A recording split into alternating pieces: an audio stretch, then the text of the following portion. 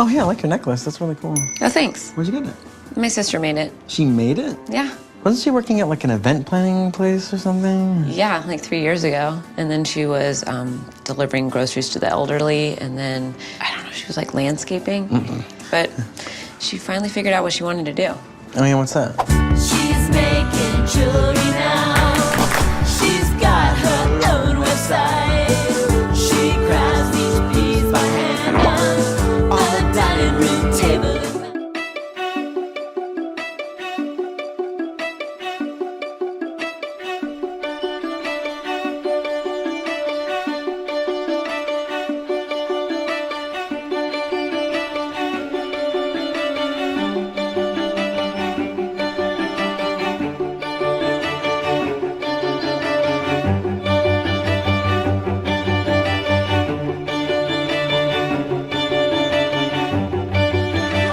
In Limpopo, on the border of Limpopo and Mpumalanga, little town called Mutetema. Water and electricity supply are as unpredictable as the weather. And growing up in these tough situations, at the age of 17, I was relaxing with a couple of friends of mine in winter, and we were sunbathing. The Limpopo sun gets really hot in winter. So as we were sunbathing, my best friend next to me says, "Man, why doesn't somebody invent something that you can just put on your skin and then you don't have to bath?" And I sat and I was like, man, I would buy that, eh? So I went home and I did a little research. And I found some very shocking statistics. Over 2.5 billion people in the world today do not have proper access to water and sanitation. 450 million of them are in Africa and 5 million of them are in South Africa. Various diseases thrive in this environment, the most drastic of which is called trachoma. Trachoma is an infection of the eye due to dirt getting into your eye. Multiple infections of trachoma can leave you permanently blind. The disease leaves 8 million people permanently blind each and every year. The shocking part about it is that to avoid being infected with trachoma, all you have to do is wash your face. No medicine, no pills, no injections. So after seeing these shocking statistics, I thought to myself, okay, even if I'm not just doing it for myself and the fact that I don't want a bath, I at least need to do it to try to save the world. So with my trusty little steed, my Nokia 6234 cell phone, I didn't have a laptop, I didn't have internet much, except for the 20 Rand an hour internet cafe. I did research on Wikipedia, on Google about lotions, creams, the compositions, the melting points, the toxicities. I did high school science. And I wrote down a little formula on a piece of paper, and it looked like the KFC special spice, you know? So I was like, okay, so we've got the formula ready. Now we need to get this thing into practice. Fast forward 4 years later, after having written a 40-page business plan on the cell phone, having written my patent on the cell phone, I'm the youngest patent holder in the country, and I can't say any more than that.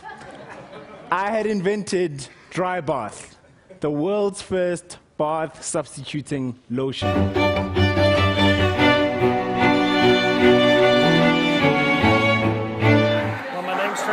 I'm from the Center Point, Texas, which is out by Kerrville. Me and my wife, we make homemade soaps, lotions, body butters, and other beauty products. But talking about the soap deal, some of the things that we went towards was somewhat of the therapeutical part of making soap, which like helping people that have eczema, rosacea, psoriasis, or even acne. That being said, some of the stuff that or products that we use in our soap, back in the older days when I learned how to make it with my grandmother, we've had to modernize it somewhat, which, doing a little work on the computer, nowadays you can find what we need, like lye. And we make our soap to be on the therapeutical part. And for people that have this, we can make soap that can be for people that have dry skin. We can also make soap for people that have oily skin. Now, I think through our time, we've learned that more people have dry skin and have more of a demand for soap. So that's what we address with our soaps. I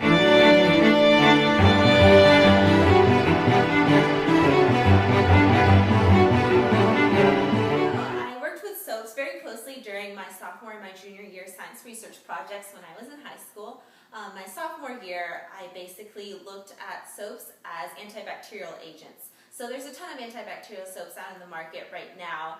A lot of them use a lot of additives, scents, extra ingredients. A lot of them use triclosan, which is actually, as studies have shown, a carcinogen. So my sophomore year, I worked on creating a more easily made, you can make it at home, etc., and also a more safer soap.